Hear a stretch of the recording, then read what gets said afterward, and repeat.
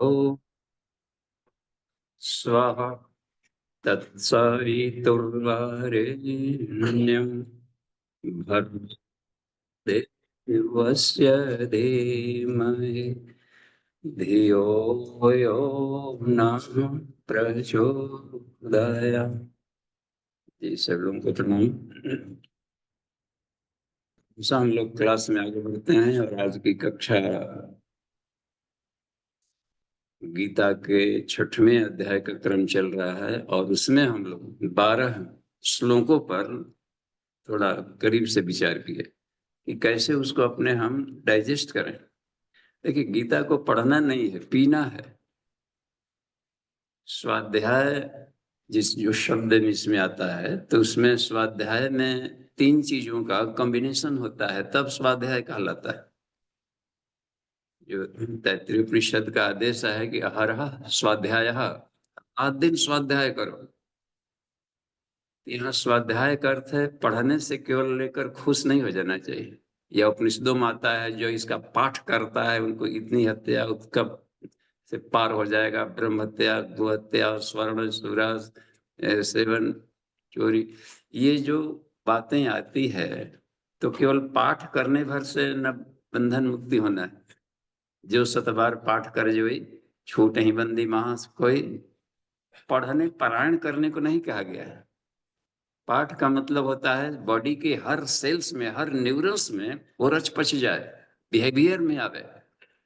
तब इसको तक किसी पता नहीं कौन इसको पाठ पढ़ा दिया है कि दूसरे को सुनता ही नहीं। ये पाठ का मतलब यहाँ पर है सत्य, जो 7 बार। तो शत का अर्थ पूज्य गुरुदेव ने काउंटिंग में 100 की संख्या में नहीं लिया है, सहस्रार चक्र को लिया है। मूलाधार से सहस्रार चक्र तक जितने भी घटक हैं, ईश्वरीय चेतना के केंद्र और बॉडी को कंट्रोल करने वाले सारे सिस्टम है, उस पर ये पी लिया है। बस शिफ्ट कर लो इस ज्ञान को और व्यवहार में दिखना चाहिए। इसका मतलब है कि जो पढ़ा गया है उसको समझा जाए। एक 3 चीजें, तो पहला काम होता है अध्ययन, दूसरा मनन और तीसरा चिंतन। तीनों मिलाएगा, अध्ययन प्लस मनन प्लस चिंतन, उसको अपने मन लायक बनाया जाए। और ऋषियों की भाषा है, कोडवर्ड है, कृष्ण द्वारा कही गई शब्दावलियां। उन दिनों जो शब्दावलियां वैदिक शैली उपनिषदों की व्याख्या कर रहे हैं, तो उन्हीं शैली में बात करेंगे वो। तो उनकी इस भाषा को समझना और अपने मन लायक बनाने को मनन कहते हैं। मुनि, मनन करने वाला मुनि हो जाता है। हे मुने, हे मननशील व्यक्ति, साधक मनन कर, तो सोच कि यहाँ पर इसके क्या अर्थ हो सकता है। और चिंतन का मतलब चिंतन करने वाला ऋषि बन जाता है। चिंतन करता है कि अब उसको हम अपने रूटीन में रखते हुए कैसे हम उसको अपने जीवन में ढालें। हर व्यक्ति का अपना ड्यूटी है, उस ड्यूटी को करते हुए स्व कर्तव्य पालन पूर्वकम, अपने कर्तव्यों को पालन पूर्वक इनको हम किस तरीके से उसको अपने जीवन में घोल सकते हैं। तो हर व्यक्ति के लिए निर्धारण अलग होगा। यस, तो अब इसमें जाकर के बात बनती है कि अब उस पर प्रैक्टिकल करने के बाद जो अनुभव होगा, वह जाकर के आ जाएगी चिंतन में। प्रैक्टिकल तो ऋषि बन जाता है आदमी, रिसर्च स्कॉलर बनेगा। तो तीनों चीजों की बात आ रही है इसमें। तो आगे हम लोग देखते हैं इसमें गीता का, उसी ढंग से हम लोग चलेंगे। एक एक सूत्र, जो 6वां अध्याय है, 6th चैप्टर इज आत्म संयम योगो नाम, 6th चैप्टर, 6वां अध्याय। उसमें से कल तक हम लोग चल गए थे। टुडे आज बताएंगे कि आसन, आसन कैसे करें और आसनों को कैसे सिद्ध किया जाए। तो यहाँ पर हम लोग सीधे जाते हैं 13वें वाले में पहुंचिए। 12वें तक का हम लोग कल देख चुके थे। उसमें आ गया था कि तैयारी कर लिया, आसन पर बैठ गया, अपने कक्ष में आ गए। साधना कक्ष में जब बैठते हैं तो उसका अलग लाभ है। एकांत स्थान में अपने आप को बैठ जाना, जहां पर किसी भी तरह का डिस्टरबेंस न हो। मक्खी मच्छर खटमल ये सब है तो बढ़िया से साफ करके झावन और मच्छरदानी भी लगा लें जहां पर मच्छर का घर है। तो थोड़ा सा भी बाहरी डिस्टरबेंस ना हो, इतना अपने को। तो इसको कम से कम बाहर के संसार से भी काट लिया, तो इसको भी एकांत कहा जा सकता है। सामान्य मोटी भाषा में एकांत इसको भी कहेंगे कि चलिए हम कोई डिस्टरबेंस नहीं है, ऐसे अपने आप को बना लिया। घर में तो घर में, बाहर तो बाहर, जहां भी। बाहर का डिस्टरबेंस अभी उतने मेच्योर्ड साधक नहीं हुए हैं कि आंख खोले हैं तो ब्रह्म ही ब्रह्म दिखाई पड़े, कुछ का कुछ दिखाई पड़ने लगता है, मेच्योर्ड ज्ञान नहीं है। तो उस हालत में हमें क्या कर लेना है कि अपने आप को अनुकूल बना लिया, आसन पर भी बैठ गए। और अब देखिए, आसन करने के लिए यहाँ पर बता रहे हैं, टेक्निक बता रहे हैं। 13वें वाले में यहाँ हम लोग देखते हैं, समम काय श्रीवो ग्रीवम। अपने आप को बैठने की स्थिति करें, हमेशा मेरुदंड सीधा करके बैठना चाहिए। झुक कर बैठने से बुढ़ापा जल्दी आता है, ये भी ध्यान रखिए। Always sit in straight position when you doing आसन। तो इसमें आप कर रहे हैं बात में, तो आसन करने के समय में हमेशा अपने को स्ट्रेट रखना चाहिए, कोई सुखद आसन ले लेना चाहिए। सहज इसमें रखा है कि जिसे कुंडलिनी जागरण के प्रोसेस में आया था, जो कुंडली उपनिषद में, उसमें 4 आसनों को महत्व दिया था।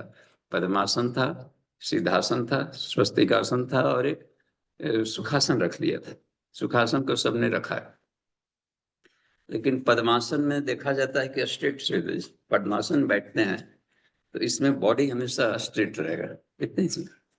और पद्म का मतलब ही होता है कि संसार सागर से अपने आप को निकालने वाला, निर्लिप्त रखने वाला है। कमल, तो कमल वाला गुण इसमें आता ही आता है। तो इन आसनों का बहुत शानदार पोस्चर्स होता है कि नस नाड़ियों का खिंचाव ऐसा हो जाता है कि एक परिपथ बनाते हैं बढ़िया वाला। इसके बाद में रहता है कि इसलिए कहते हैं कि समम स्ट्रेट काया श्रीवो ग्रीवम। इसका मतलब होता है कि जब हम मेडिटेशन में जाते हैं, क्योंकि मेडिटेशन ही मेन है, बस उसके साथ में मेडिटेशन में और क्रियाएं जोड़ लेते हैं तो आपकी मर्जी, लेकिन मेडिटेशन उसमें कॉमन फैक्टर है और सबसे शक्तिशाली होता है मेडिटेशन। अगर आसन प्राणायाम बंद मुद्रा पहले कर लिया जाता है कि चूंकि एक पोस्चर में हम लंबे समय तक बैठ जाए, शरीर के कचड़े निकल जाएं, ज्वाइंट्स पेन वगैरह ना हो, तो इसको पहले सिद्ध करना चाहिए। डाइटरी सप्लीमेंट ऐसा रहे कि हमेशा ऐसे बैठे मेडिटेशन कि बॉडी सॉफ्ट हो जाए, घुटने वगैरह में दर्द ना हो। तो 45 मिनट यदि आपको बिना कष्ट के बैठ जाते हैं तो समझिए कि बॉडी अनुकूल हो गया।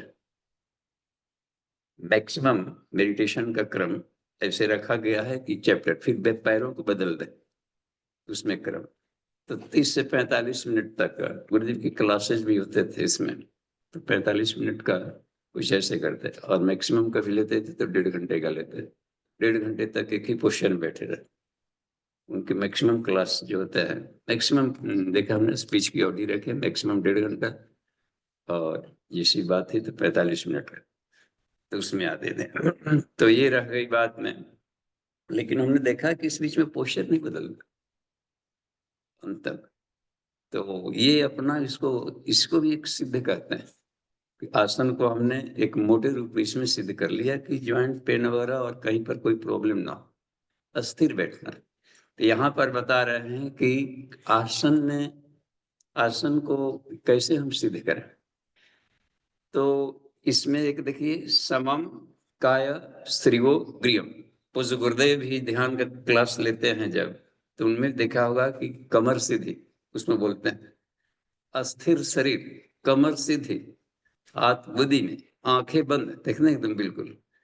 तो अच्छा, सीधा बैठने का एक और भी लाभ है कि प्राण का फ्लो रीढ़ के हड्डी से मेरुदंड मार्ग जाएगा, सुषुम्ना मार्ग से बहुत तेज प्राण का फ्लो जाता है। तो जो भी आया अंतरिक्षीय प्राण यहाँ पर मस्तिष्क में, तो सीधे ले जाता है मूलाधार में। तो ज्ञान वाला जो एरिया है यहाँ फिल्टर कर लेगा, ज्ञान का केंद्र है और ऊर्जा का केंद्र है मूलाधार, और प्राण में दोनों खुला रहता है, ज्ञान युक्त ऊर्जा है। तो बॉडी में ऐसा सिस्टम है कि ज्ञान का मेन फिल्ट्रेशन ही पर करके रख लेगा मुख्यालय, और ऊर्जा को सीधे फेंक देता है मूलाधार वाला एरिया में। उसको कैसे होता है कि स्प्लिट होता है ना, स्प्लिट, ऐसे स्प्लिटिंग कर लेता है। तो एक तरीके से एक प्रिज्म टाइप का इसमें होता है कि स्पेक्ट्रा जैसे बना लेना, तो ये ब्रेन में जो बात बन जाती है तो ये कर लेना क्या है कि ज्ञान का केंद्र, और इसमें ट्यूबलाइट हो गया तो प्लस माइनस कर लिया, दोनों पॉइंट को कर लिया। एक ऐसी गाड़ी आ रही हो जिसमें कि दो गैरेज का, दो शॉपिंग सेंटर का सामान रखे हुए, तो आधा उतर गया यहाँ, आधा उतर गया वहां, ऐसे मिक्सिंग। दूध मिल गया, हमें तो घी भी निकालना था और छाछ भी निकालनी, तो घी निकालने वाला प्रोसेस कर लिया और उसको डाल दिया उधर। तो इतना कमाल का सिस्टम है शरीर में, देख। तो उसमें चाहता है बायो इलेक्ट्रिसिटी आ रहा है, जो चमकीले पार्टिकल्स होते हैं, कभी आकाश में हम लोग देखते हैं जो चमकीले पार्टिकल्स एट रैंडम जहां तहां बेतरतीब दौड़ते रहते हैं, एकदम निखिल आकाश में देखिए कभी, उसमें त्राटक करे, तो वो सविता लोक से आने वाला दिव्य प्राण है। उसमें हाईली ज्ञान का रिफाइंड स्टेट रहता है, ऊर्जा का रिफाइंड स्टेट रहता है वो। तो वो वहां से झड़ करके आते रहता है, सूर्य से आएगा, पौधों से आएगा, कोई व्यक्ति साधना जप कर रहा है तो उसके बॉडी से निकलता है, कहीं यज्ञ हो रहा है तो वहां से निकल रहा है। ये सब जनरेटर हैं जहां से निकलते रहते हैं, तो अंतरिक्ष में उड़ते रहते हैं। वही ब्रीदिंग के माध्यम से वो हमें खींचना होता है, प्राण तत्व को, और उसको खींचेंगे उसमें से तो ज्ञान युक्त ऊर्जा है। तो ज्ञान वाला पॉइंट ऊर्जा का सिद्ध है। तो सूर्य और चंद्र, चंद्र स्थान सूर्य स्थान, दोनों का कॉम्बिनेशन है। करोड़ों सूर्य के बराबर उसमें तेज है, ऊर्जा का केंद्र है, करोड़ों चंद्रमा के समान कूलनेस है। तो माइंड हमेशा कूलनेस वाला अपने एरिया को रख लेता है, और हीट प्रोसेस है उसको भेज देता है वहां पर, एनर्जी शक्ति वाला केंद्र। ठीक है, इसलिए यहाँ पर इसका साइंस कहा जा रहा है कि इसमें कि समम काय श्रीवग्रीवम, तो प्राण का फ्लो जहां रीढ़ में टेढ़ा बैठेंगे तो प्राण का फ्लो कम हो जाएगा और आदमी को थकावट जल्दी आएगी। टेढ़े होकर कहीं आप बैठे खड़े हो तो जल्दी हरासमेंट आ जाता है, और स्ट्रेट रह करके मंत्रों का उच्चारण करें या कहीं बैठे तो घंटों, कोई मिलिट्री मैन है तो स्ट्रेट खड़ा होता है प्रहरी प्रहरी, लेकिन साधु ध्यान लगाता है तो सीधा बैठता है।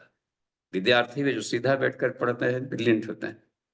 इसका मतलब है कि सीधा बैठने से एक है कि प्राणिक एनर्जी का फ्लो में कोई रुकावट ना रहे। यहाँ पर कृष्ण बता रहे कि देखो अर्जुन, आत्म साक्षात्कार के लिए जब प्रैक्टिकल्स करना है तुम्हें, तो प्रैक्टिकल में इसका हमेशा ध्यान दो कि जब भी मेडिटेशन में बैठे तो उस हालत में समम काय श्रीवग्रीवम, एक धारयन अचलम अस्थिर, लेकिन अस्थिर शरीर, अस्थिर शरीर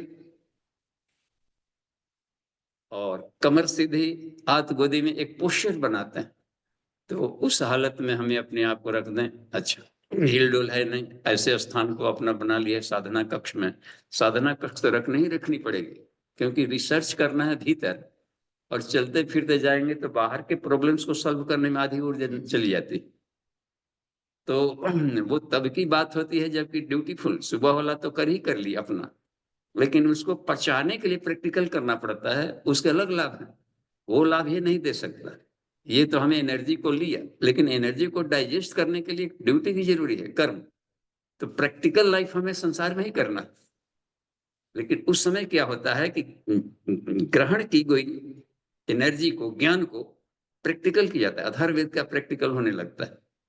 गायत्री साधक के किम लक्षणम, मीमांसा लक्षणम, विचार तो हो गया, ले लिया, लेकिन अथर्ववेदो विचेष्टितम, तो संसार के सारे ड्यूटी फुलनेस से क्या होगा, उसके ज्ञान में शोधा। तो यहाँ पर जो कह रहा है कि पहले हम उपासना की बात बता रहे, उपासना में हमेशा अपने साधना कक्ष में बैठ गए और अनुकूल एटमॉस्फेयर कर लिया। बाहर के शोर बुला रहे हैं तो अपना इस तरीके से कमरों को ऐसा कर लिया कि डिस्टर्बेंस कम। ठीक, बैठने का पोस्चर बता रहे हैं कृष्ण कि देखो अर्जुन, समम काय श्रीवग्रीवम धारयन अचलम अस्थिर। एक बात, एक और भी क्रिया इसमें जोड़ रहे हैं, संप्रेक्ष्य नासिकाग्रम स्व, अपने नासिकाग्र पर दृष्टि को एकाग्र कर। ये नासिकाग्र पर यानी कि उसमें देखिए आसन भी जोड़ दिए, ठीक, प्राणायाम भी करने का इसमें टेक्निक बताएंगे कि मेडिटेशन एक प्राणायाम, क्योंकि उसमें एक चुंबकत्व होता है, कुछ ना कुछ खींचना होता है ध्यान के द्वारा। ठीक, और इसमें मुद्रा की जोड़ रहे हैं, एपीएमबी आसन प्लस बंद, स्टोरिंग करना, भीतर में ग्रहण करने को बंद कहेंगे कि खींचा गया ऊर्जा तो निकला नहीं, भीतर में हमने रोका अपने भीतर में, तो इसको बंद कहेंगे। वैसे बंद कर रहे थे इसमें क्रियाओं के द्वारा। तो इस यहाँ पर हम लोग ले लेंगे कि अच्छा, और मुद्रा इसमें जोड़ रहे हैं, इसको कहते हैं अगोचरी मुद्रा।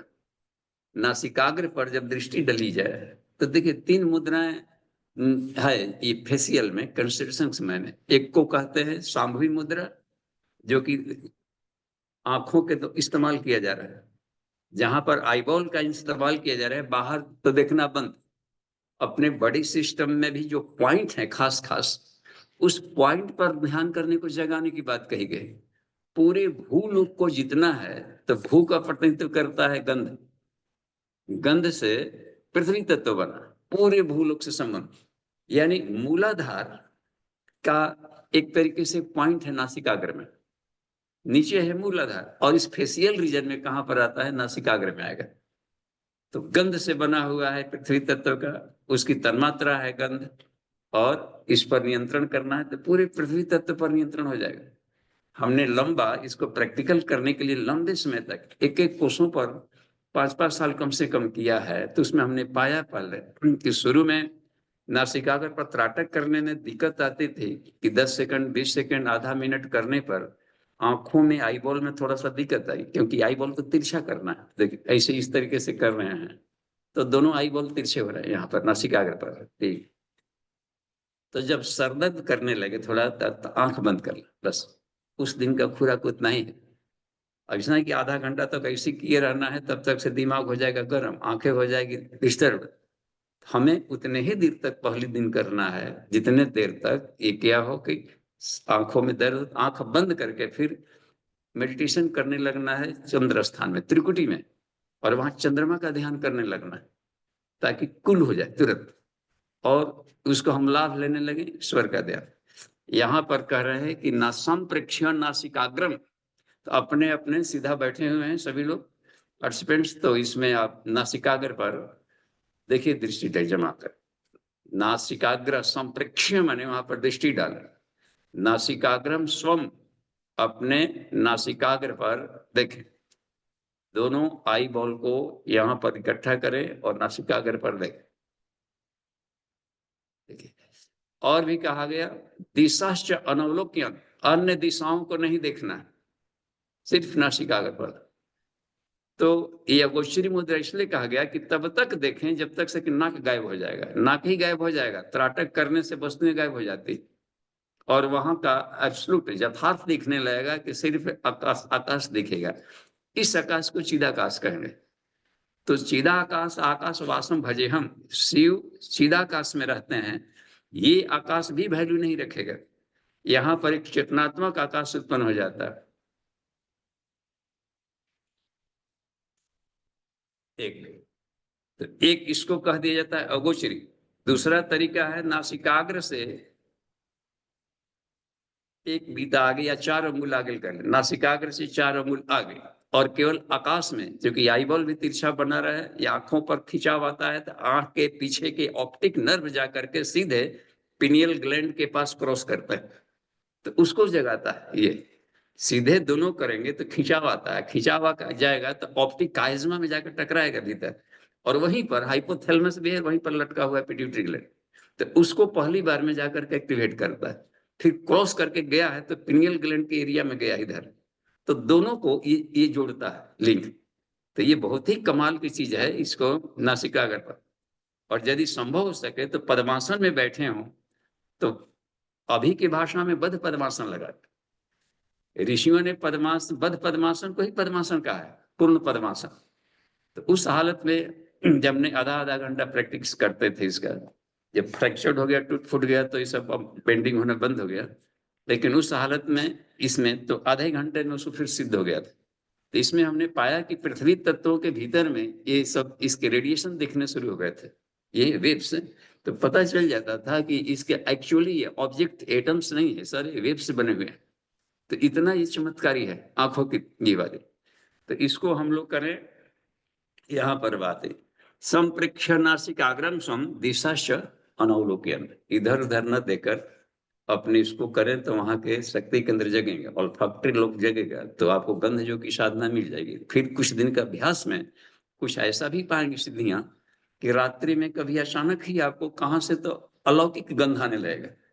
बहुत से साधकों को ऐसा होता होगा कि कहीं न कहीं पर कभी कभी ऐसा आ जाता है कि वो पता ही नहीं चलता है कौन सा केवड़ा जैसा गंध, और ऐसा कि कोयड़ा भी नहीं कर सकते। यानी पृथ्वी के कोई भी दिव्य गंध है जो एरोमास, उससे विभिन्न टाइप का और भी चमत्कारी बहुत हाई एसेंस एरोमेटिक, तो ये गंध ले आ देता है आपको, अलौकिक दिव्य लोगों को भी गंध ले आता है। और उस हालत में तो डाइजेस्ट भी नहीं कर पाते, इतना शक्तिशाली काम करने लगता है। तो फिर जा करके, लेकिन जब देख लेते हैं कि यहाँ बाहर पहले वस्तुओं को सूंघते थे कि कहाँ पर ये कहाँ से आ गया, ये कहीं कहीं तेल उल तो नहीं गिर गया है, कहीं इस तरीके के चमेली वगैरह का तेल या कहीं कुछ। तो बात है कि वो ये अंतरिक्ष में ऑटोमेटिक काम करता है। तो ये गंध जो कि सब जगाने से शरीर में, शरीर के भी बैड स्मेल खत्म होना शुरू हो जाते हैं। इसके बड़े दूरगामी परिणाम है। तो इन पोस्चर्स को हमने ये न लें, क्योंकि आत्म साक्षात्कार कराने वाला ये छठवां चैप्टर है, आत्म संयम। तो धारणा, ध्यान और समाधि तीनों मिला दें हम नासिकाग्र पर अध्ययन करने का। अगला देखिए, अगला वाले सूत्र में है प्रशांत आत्मा विगत भी ब्रह्मचारी व्रत स्थित। कह रहे हैं कि अपने आत्मा को, माने आत्मा यानी मन बुद्धि चित्त अहंकार को यहाँ पर लिया है। अंतरात्मा, आत्मा माने अंतरात्मा, तो अंतःकरण, अंतःकरण का यहाँ पर ले लिया है। कहीं कहीं दोनों शब्द प्रयोग किया है, सेल्फ के लिए भी आत्मा का प्रयोग किया है, यानी परमात्मा के सेंस में भी।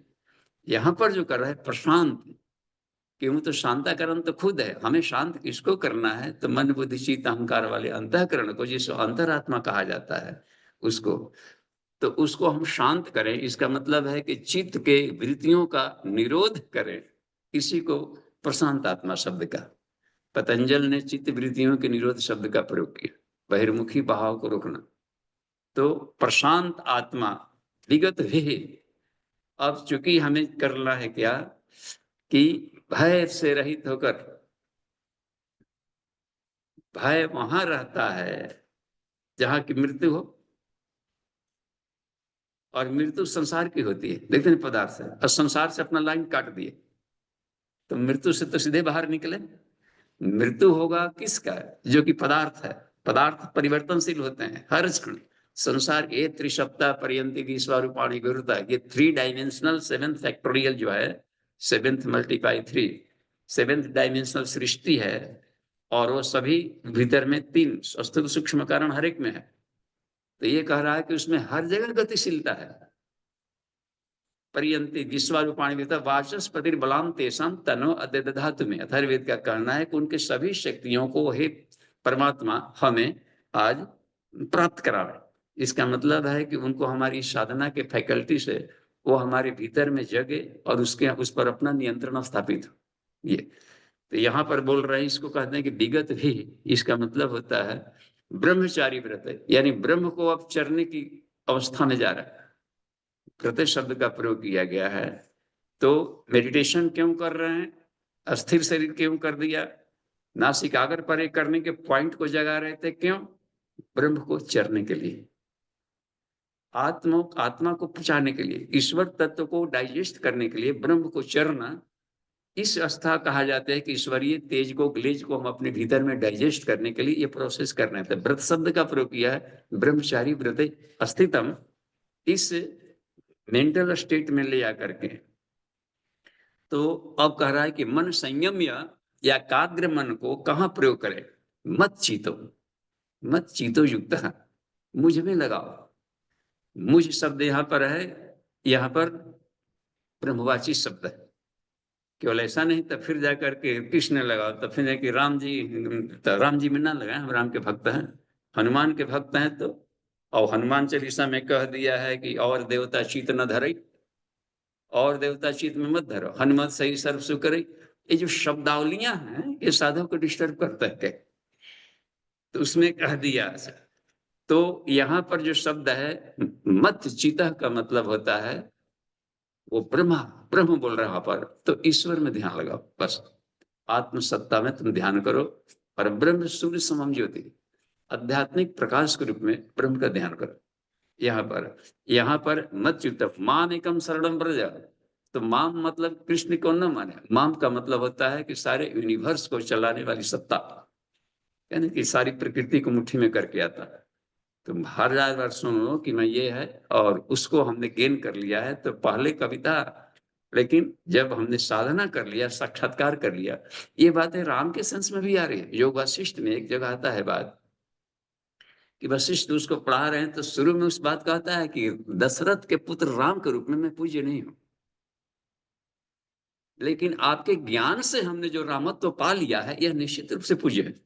जिस ज्ञान को धन्य हम कह रहे हैं वहां पर राम कि मैं धन्य हो गया है गुरुदेव, इस दिव्य साक्षात्कार से मैं धन्य हो गया। लेकिन ये जो बुद्धत्व किया गया है ये जरूर पूजनीय है। तो इस अवस्था में जो कहम ब्रह्मास्मि की अवस्था में कोई साधक बोलता है तो कह सकता है मत चितः, इसमें स्मरण करो।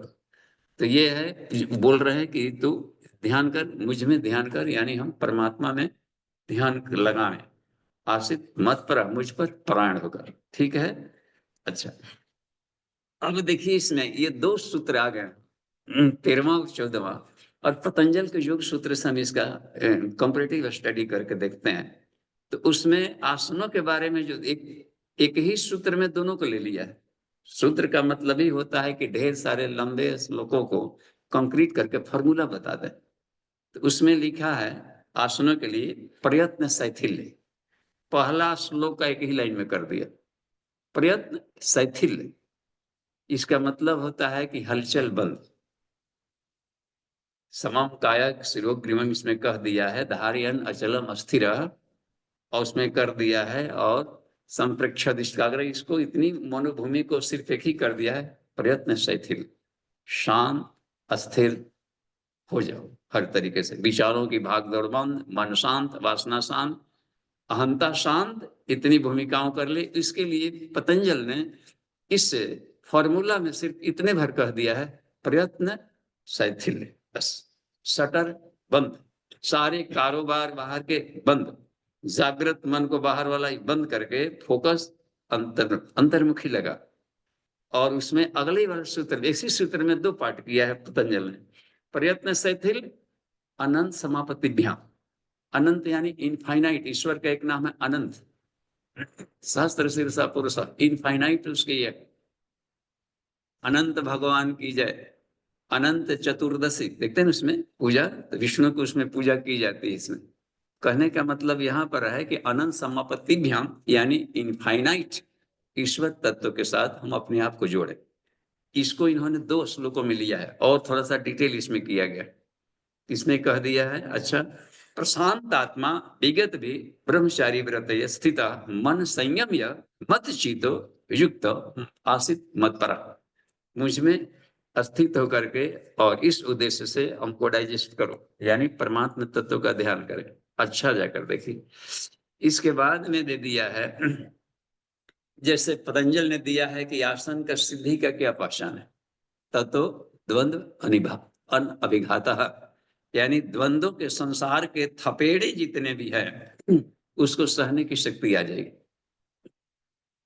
क्योंकि आत्मा में नैनम छिद्यंती ससराणी, तो ये कांट पर कांट क्या कर पाएगा।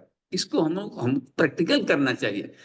उस योगी ने कांट पर सोया तो हम गिट्टी वगैरह रोड़े, हमेशा सोफा सेट और स्पॉन्जी, ये शुरू में तो अच्छे लगते हैं लेकिन ये रुकावट भी डालते हैं। स्पॉन्जी बेड हम लोग रख लेते हैं या कुछ वैसा, तो जब आप पेट के ये पीठ के बल सो गए तो पीठ में देखते होंगे कि जो वर्टिब्रल कलम है उसमें तो कुछ गड्ढे जैसे रहते हैं बनावट में, यानी वो स्ट्रेट यदि रहेगा तो उसमें एयर ही रहेगा हमेशा। लेकिन स्पॉन्जी बेड में सो जाते हैं तो वहां पर एयर भी नहीं मिल पाता, तो बेड शोर के चांसेस बढ़ जाएंगे उसमें, देखते हैं ना उसमें नहीं है। अब देखिए यहाँ भी गर्दन है, तो गर्दन में भी बेंड कर दिया है शोर पांडे, तो वहां भी एयर मिलते रहना चाहिए, हल्का होता है ना थोड़ा सा बेंडेड टाइप का। तो ये बनावटी ऐसी की गई है बॉडी का कि वहां पर एयर मिलना बहुत जरूरी है। और तकिया यदि रख लिए पीलो तो ये भी बंद कर दिया तो ढेर सारे प्रॉब्लम फिर शुरू हो गए। तो ये शरीर के भीतर के सारे प्रॉब्लम शुरू होने आता है। तो इसलिए कह दिया है कि कभी कभी हमें अभ्यास करना चाहिए कंबल पर भी सोने का। गड़ रहा है तो चुभ रहा है तो कंबल बिछा लें, और चुभ रहा है तो एक परत, दो परत, तीन परत, लेकिन रखे कंबल, ताकि इसमें है कि स्पॉन्ज होकर दबेगा नहीं उसमें। इस शीर्षासन भी किया जा रहा है तो तकिया वगैरह न रखें, ऐसा रखें तौलिया का ही 4-5 तह कर लें कि चुभे भी नहीं और एयर मिलता रहे। नहीं तो जहां स्पॉन्जी रखकर करेंगे तो चारों तरफ का स्पॉन्ज आ जाएगा, घेर लेगा, तो शरबत तुरंत शुरू हो जाएगा, माथा गर्म हो जाएगा।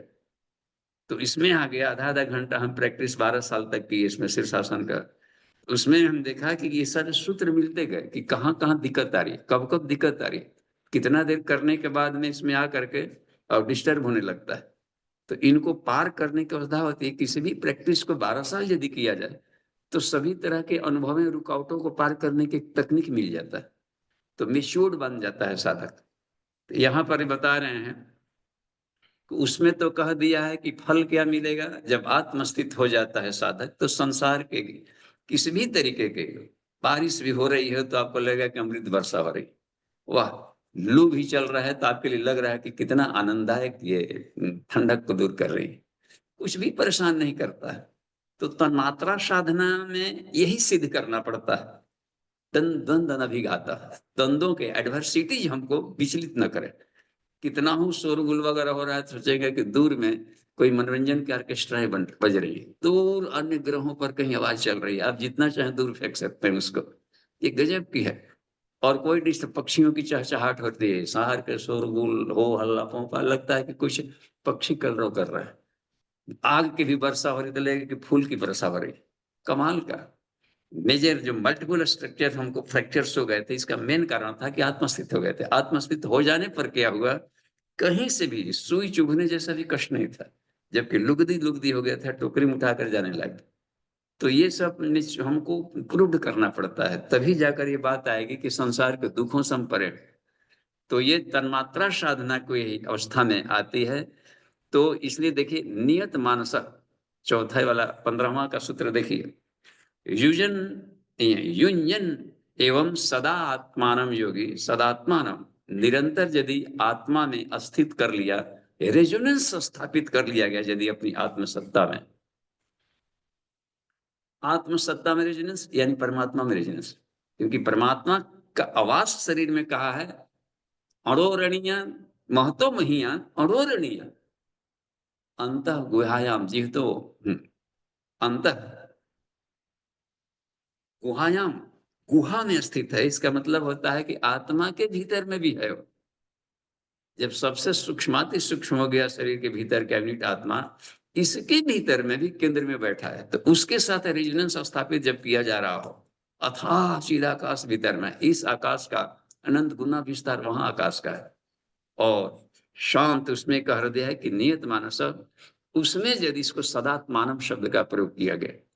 और देखते हैं शांति निर्वाणम परमाम मत संस्थान अधिगच्छते, इसमें कहा कि मैं हमेशा उस अवस्था में रहता हूं, उस अवस्था में मैं रहता हूं, यानी ईश्वर संदेश विष्णु के लिए भी आता है, शांताकारम भुजगशयनम, वही इन संसार के लहरों में लहराने वाला संसार है, गतिशील, उसको भुजग कह दिया। इसमें भी वो शांत मन से रह रहा है। वाह। एक बार कहा जाता है कि शंकराचार्य को, आदि शंकराचार्य को शून्य पर जब उन्होंने सिद्ध कर लिया शून्य को, कि हम जगद्वा सकलम शून्यम, इसको सिद्ध कर लिया, सिद्ध करने का ही लाभ मिल रहा था कि जब चाहते थे मेडिटेशन में जहां अपने को ला दी, 1 सेकंड भी नहीं लगा कि शरीर आकाशवत हो जाता था। तो उस हालत में एक बार हाथी पर चढ़कर कुछ जिनको दिक्कत आ रही थी इनके शास्त्रार्थों से, तो उनको खदेड़ना शुरू किया। शंकराचार्य भागे जा रहे हैं, तो कहते तू शून्य है तो कहाँ तू भाग रहा है, अब काहे भाग रहा है, अब कहाँ चला गया शून्य, अहम जगत व सकलम शून्यम। कहता है कि भाग तो तुम रहे हो, देखिए भागते हुए बोल रहे थे, भाग भी रहे हैं, बोल भी रहे हैं कि हम नहीं भाग रहे हैं, भाग तो तुम रहे हो, मैं तो अभी भी स्थिर हूं।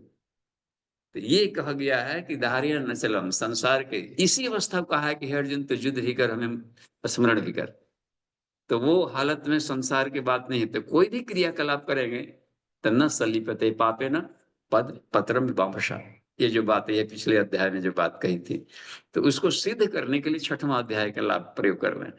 इसमें देखिए, शांतिम निर्वाणम परमाम, वाह, परम निर्वाण का मतलब आता है, निर्वाण शब्द है माने सभी तरह के वाण को निरस्त कर दे, सभी तरह के त्रिविध दुख अत्यंत निवृत्ति करने की अवस्था को निर्वाण कहते हैं। पाठ निरस्त कर दिया।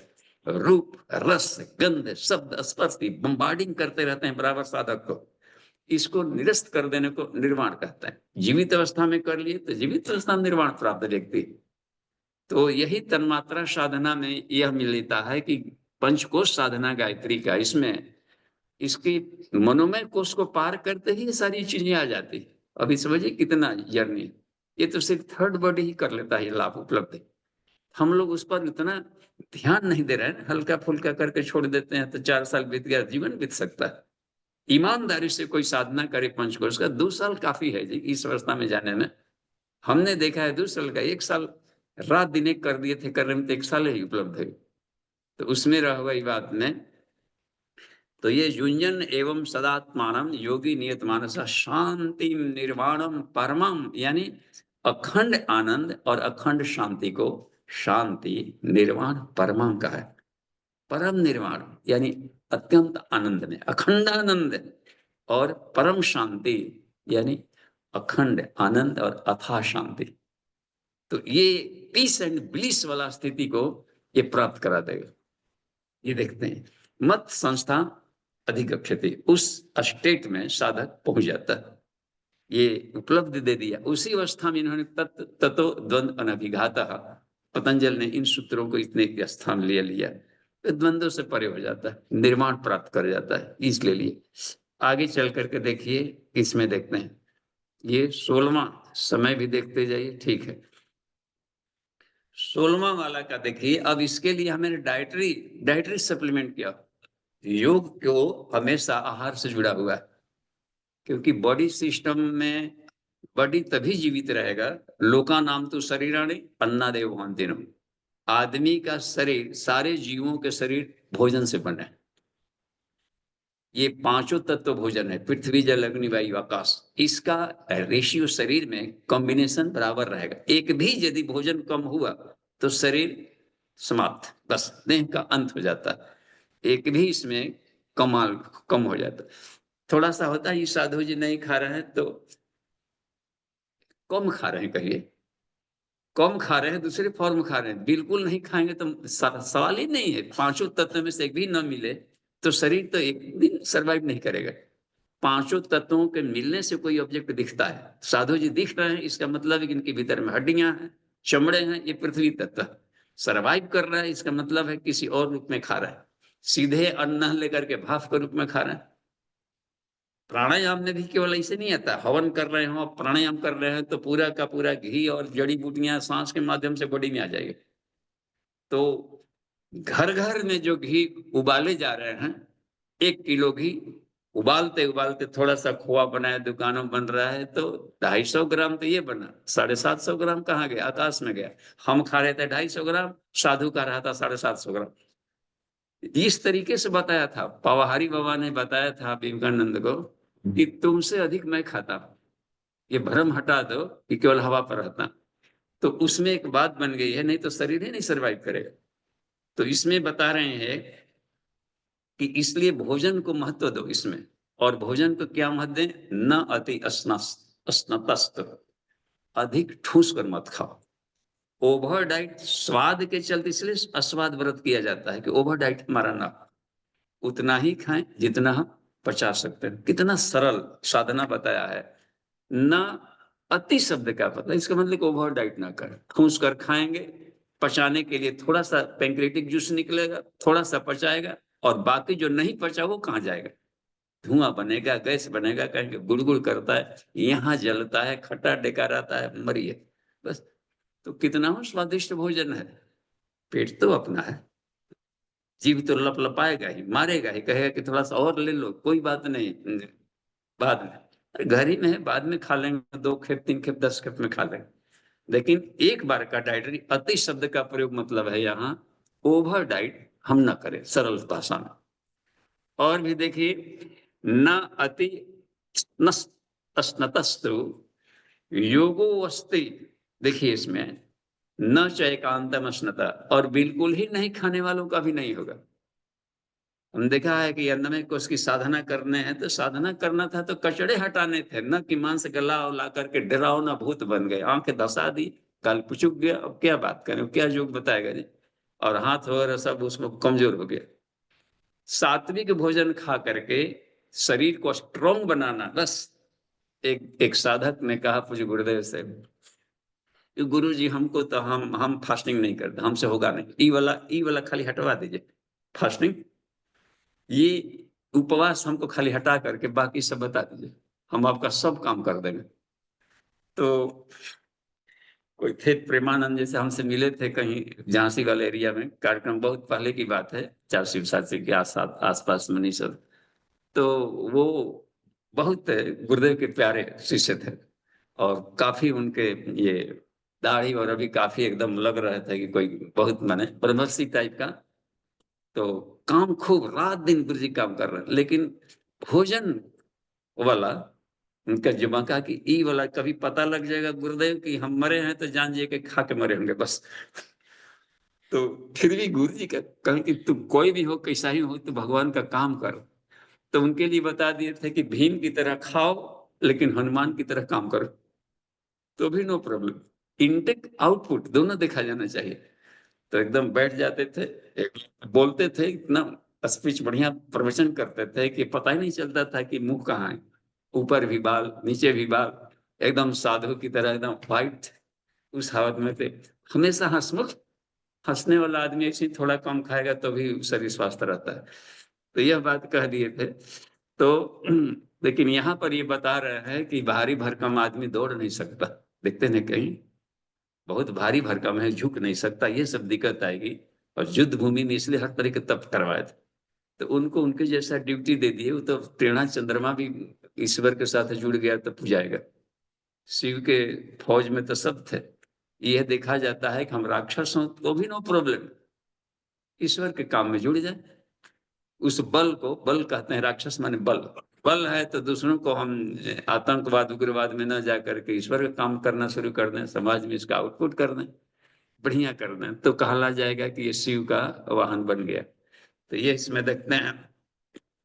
तो न अति अनस्त, जैसे बिल्कुल ओवर डाइट भी ना खाएं, बिल्कुल भी खाना इतना करें उतना तक खाएं, 1 घंटा 2 घंटा के लिए जलाहार कर दिया। अपने शरीर को रीड करते जाइए, जहां देखिए कि वीकनेस अधिक बढ़ने लगा है तो तुरंत रिकवरी कर ले, जूस के रूप में ही लें। मान लें कि सॉलिड भोजन लेकर दिक्कत करे तो उसको लिक्विड फॉर्म में लेने लगे, लिक्विड फॉर्म में है, जल के रूप में लिक्विड फॉर्म हो गया, अग्नि के रूप में वेपोराइज के रूप में ले लिया। लेकिन बॉडी को हमें रखना है कि शरीर बल कम ना हो। सारी इंद्रियां अब भोजन न देंगे, आंतों को बिल्कुल बंद कर देंगे तो इसके जो लेबर थे वो लेबर डैमेज हो जाएंगे, उनकी शक्ति टूट जाएगी, फिर खाना खाएंगे तो पचा नहीं पाएगा वो। फास्टिंग भी लंबा रहने, भूख लगती है तो भूख की मांग करता है, यदि नहीं उस समय दिए करने तो कुछ दिनों के बाद लॉस ऑफ एपेटाइट एक रोग हो जाएगा, भूख ही खत्म हो जाएगा, मर जाएगा। उस हालत में फिर परमानेंट घाटा हो जाएगा। तो इन कितने प्योर, कितना वैज्ञानिक है ये गीता के सूत्र यहाँ पर ले रहे हैं कि अधिक ठूस कर खाने वालों को भी नहीं मिलता है जो, और बिल्कुल भी नहीं खाने वालों को मिलता नहीं खाना। व्रतों में रखा गया, सिर्फ इतना दिन ओवर डाइट खा लिया होगा तो सप्ताह में महीना में 1 दिन कर दिया, कुछ दिन फास्टिंग कर ले, जलाहार कर ले, कि थोड़ा सा कचड़ा होना अनवांटेड तो टॉक्सिन निकल जाए बस। और ऐसे साप्ताहिक करते हैं तो टॉक्सिन निकल गए, नवरात्रियों में कर लेते हैं फलाहार वगैरह पर कि जो टॉक्सिन थे निकल गए और बॉडी सॉफ्ट हो गया। ये ठीक। न च अति स्वप्नशीलस्य जाग्रतो न एव च अर्जुन, बहुत अधिक जागो भी मत, बहुत अधिक सो भी मत। देखिए शरीर को नींद भी जरूरी है, हर जगह अति शब्द का प्रयोग किया। तो 24 घंटे का समय ईश्वर ने दिया है हमें, इसी में अपना भाग्य भी बनाना है, ड्यूटी भी करना है, शरीर स्वास्थ्य को भी संरक्षित करना है, अपने लाइफ का भी कैरियर भी बनाना है इसी 24 घंटे में। समाज के लिए भी उपयोगी बना लेना है, करियर भी बना लेना है, घर परिवार की व्यवस्था में भी अपना योगदान देना है, प्लस राष्ट्र के हित में भी कुछ करना है। इसी 24 घंटे में आत्मा को भी देखना है, पा लेना है। तो टाइम मैनेजमेंट चाहिए। और सोकर ही बिता दिए तो उस हालत में जो सुवत से सो खुवत है कहा होगा। बीच बीच में अर्जुन उनको पूछता है, बुद्ध सो रहे हो कि जग रहे हो? यहां पर ले लिया है कि तो 24 घंटे में हम लोग बांटे, 8 घंटा की ड्यूटी कम से कम जरूरी है, बस पर डे 8 घंटा काम कर ले, ठीक है। और खूब भी सोए, कितनों थके हों, तो शरीर की ऐसी व्यवस्था है कि वो 8 घंटे मैक्सिमम लेता है चार्ज होने में। नहीं होता है कि बैटरी को बिल्कुल शून्य पर आ गया बैटरी, तो उसमें एक पीरियड रहता है कि इतने पीरियड में चार्ज हो जाएगा फुल चार्ज। तो 8 घंटे मैक्सिमम में ये बॉडी के हर चीज सेचुरेटेड साफ हो जाते हैं। कुछ जिसे कि योग निद्रा का एक प्रयोग किया गया, उसमें है कि अधिक थकावट है, टाइम कम है, होता है कोई फास्ट चार्जर आप देखते हैं कि मोबाइलों में कि उसमें फास्ट चार्जिंग लिख देता है, कभी कभी सुपर फास्ट चार्जिंग। इसका मतलब है कि शरीर में ये भी तकनीक है कि हम चाहें तो योग निद्रा के अभ्यास करके उस टाइम पीरियड को समेट करके बैटरी को फुल चार्ज कर सकते हैं। तो ये तकनीक सारे ब्रह्मांड की तकनीक शरीर के भीतर में है। तो एक तो ये तरीका, तो इसलिए कह दिया है कि अति सोएंगे तो 8 घंटा से अधिक सोएंगे तो शरीर में जंग लगेगा, फिर पाठ पुर्जे रस लेंगे। क्योंकि जिसे जिसे मान लीजिए यहाँ पर गोल राउंड मूवमेंट कर रहे हैं, मूवमेंट तब कर रहे हैं जबकि दो हड्डियों के बीच में इंटरस्पेसेज है, खाली जगह। अच्छा, रात्रि को आदमी सो गया है, मुश्किल से 2-4 करवट बदल रहा है, तो उतने भर में अब यहाँ की जो हवा थी वो बासी हो चुकी है रात भर में। तो सुबह जगने के बाद इन बासी हवाओं को नहीं निकाला गया तो यहाँ के टिश्यूज को सड़ाएगा। और रोग दुख हमेशा ज्वाइंट से शुरू होते हैं। देखिए, यहां से टॉक्सिन जो है इसके आगे के एरियाज में ब्लड सप्लाई रोक सकता है, प्लस इलेक्ट्रिक सप्लाई रोक सकता है। इन दोनों के रुकावट से वंग डैमेज होने लगेंगे या दर्द करेगा। दर्द होने का मतलब है कि चिल्ला रहा है, चीख रहा है कि हमारे पास या तो भोजन की कमी है या फिर इलेक्ट्रिक सप्लाई नहीं हो रहा है। तो वहां के ज्वाइंट्स को मूवमेंट्स किया जाता है। इसलिए आसनों में ज्वाइंट मूवमेंट फर्स्ट में मस्ट है। उसके बाद में वार्म अप कर लिया ताकि ब्लड सर्कुलेशन सही हो। उसके बाद हम इस योगा में आसनों का क्रम अपना शुरू करते हैं। तो ये है उसका सीक्वेंस बनाए थे। यहाँ पर चलकर देखिए, ठीक है। तो अधिक सोएंगे तो वहां के अंग अवयव फिर मूर्छा लगना शुरू हो जाएगा। जब न अति जागृत और केवल काम ही करते रहेंगे तो भी शरीर टूटेगा। शरीर के बॉडी सेल्स ब्रेक डाउन करना शुरू कर देता है। कितना एक शानदार तकनीक बता रहे हैं श्री कृष्ण ने। लग रहा है कि एक महायोगी एक योगी को शानदार योगी बना रहा है। तो इसमें एक बात रह गई। अच्छा, ये देखिए, मेंटल वर्क मान लीजिए स्टूडेंट हैं और पढ़ रहे हैं, रात दिन पढ़ रहे हैं, खूब स्टडी कर रहे हैं, एग्जाम है एक कर दिया, अब बाकी समय में फिर डिग्री कर रहे थे। अधिक टाइम देने का मतलब होता है और अनबैलेंस रूटीन देने, रूटीन ऐसा बनावे कि हमको माइंड पर भी अधिक लोड न पड़े। डेली अरह स्वाध्याय इसलिए कहा 300 भी यदि चैप्टर्स हो, रोज एक चैप्टर साधक पढ़ रहा हो तो समझिए या उसी में बांट दे तो 300 तो प्रॉब्लम्स तो पढ़ ही लिया। तो पर डे नियमितता नहीं रही है तभी लोड पड़ा है एग्जाम वगैरह के समय में। अच्छा, अधिक जाग कर पढ़ने लगते हैं तो चेहरा फिर पीला होना शुरू हो जाता है, टूटना होता है मेंटल। तो माइंड में दिक्कत आने लगती है। क्लास में अधिक लोड दे दें बच्चों को, किताब पर किताब पर किताब और माइंड को, तो इसका मतलब उसके ब्रेन के भी सेल सब धीरे धीरे वो काम करना बंद करेंगे। तो वर्क लोड अधिक देंगे तो जितना मानसिक थकावट हो, ऑफिस में भी काम करते समय लगातार काम करते रहेंगे कंप्यूटर वगैरह कहीं, तो फिर एक ऐसा समय आता है कि महात्मा जी प्रवचन कर रहे हैं, रसगुल्ला जैसा प्रवचन हो रहा है, बहुत अच्छा लग रहा है, फिर भी एक खास टाइम के बाद ये बोरियत होना शुरू हो जाएगी। कहा है वैशंपायन ऋषि को इन्होंने, मार्कंडे ने, कि हे वैशंपायन, कथा उतनी ही सुननी चाहिए जितना कि पच सके, नहीं तो उस ज्ञान को डाइजेस्ट नहीं हो पाएगा। केवल इतने कहेगा इस महात्मा से तो महात्मा बढ़िया बोलते थे, वो सिर्फ तुलनात्मक के विषय बनकर रह जाएंगे। तो साधक के भीतर में उतना ही चैप्टर वाइज बांटे जाता है कि आज की कक्षा इतना ही, कल मिलता है। ऋषि लोग भी संत लगाते थे तो चैप्टर्स देते थे। तो माइंड को हम उतने ही काम ले जितना कि वो टॉर्चर होकर टूटे मत। अच्छा, जब थक गया तो माइंड को रेस्ट चाहिए। शरीर से ओवर काम कर लिए तो शरीर को रेस्ट चाहिए। रेस्ट क्यों लें?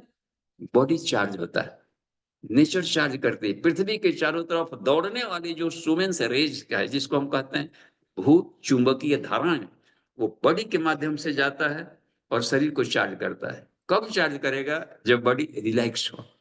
तो जब भी सोए बिल्कुल ही रिलैक्स होकर सोए, दिमाग में भी अलबल चिंता फिक्र बंद करके। इसलिए तत्वबोध आत्मबोध की साधना का गुरुदेव प्रैक्टिस करवाते थे कि हर दिन नया जन्म और हर रात नई मौत।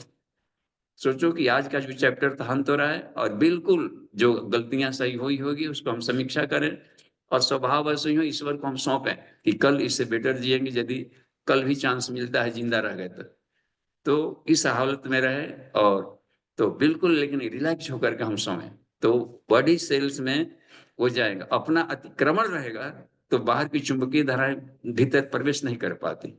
इसलिए सोने के बाद कहता है कि पूरा नींद नहीं मिला। देख रहे इसमें तो नींद क्या कर लेता है, इसलिए निंद्रा भी एक योग का हिस्सा है। तो ये देखिए, न अति स्वप्नशील जागृता न एवं चार्जुन। स्पष्ट हो रहा है इसके ज्ञान विज्ञान। आगे चलकर देख लेते हैं 16वां। 2 बच गया है, 56, 4 ही मिनट है, सरल है दोनों। 17वां में देखिए क्या लिखते हैं। युक्त आहार विहारस्य युक्त चेष्टस्य कर्मसु युक्त स्वप्न अवबोधस्य योगो भवति दुःखा।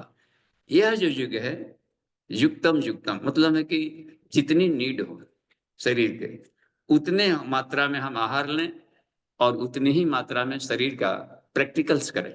विहारस्य का मतलब हो जाता है, उसमें होता है आहार और विहार, बिहेवियर।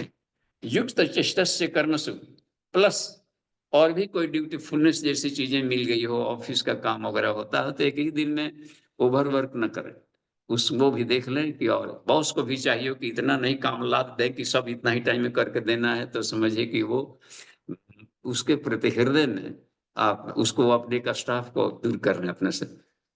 हमें एक देना चाहिए और क्षमता भी बढ़े और हेल्प भी कर देना चाहिए कुछ ना कुछ। देखते हैं बड़े बड़े होते हैं इंजीनियर्स जो मेच्योर्ड होते हैं, लेबर के साथ जुड़ करके भी कुछ दूर चलते हैं, साथ में काम करने लगते हैं। वह किसान फायदे में रहता है जो लेबर के साथ में साथ साथ जुड़ करके काम करते रहता है। तो उनको भी गति मिलती है, अपना तो भी बढ़ता है, टेक्निक भी बता देता है, कमाल की बात है। तो यहाँ पर देखिए तो युक्त चेष्टा से कर्मसु कह रहा है कि यदि हमें उतना ही करें, वर्कलोड लें जितना कि हमारे भीतर में कैरी करने की क्षमता। ड्यूटीफुलनेस युक्त स्वप्न अवबोधस्य, यानी हम अपने नींद की स्थिति में उतना लें जितना कि हमें जरूरत है, और जागृत अवस्था में भी उतना ही रहें, आंखों का काम करें जितना की जरूरत है।